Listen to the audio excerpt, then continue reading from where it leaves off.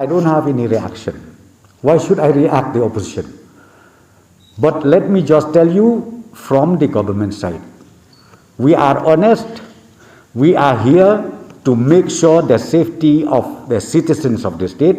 That is our priority. I don't listen whether you object it, whether you oppose it, whether you criticize it.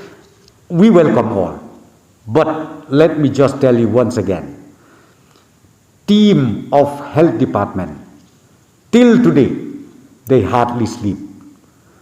Any person who just alleged that, I think please understand, don't demoralize our DHS, don't demoralize our doctors up to the PHC level, and then don't demoralize our nurses up to the sub-center level, and please don't demoralize or Ashas, Anganwadi, who work so hard without sleep, and just to criticize that the government has given up. I think that is not the end of the story. So I would request everybody, be it opposition, be it Congress, be it NPP, be it any party, let us work jointly.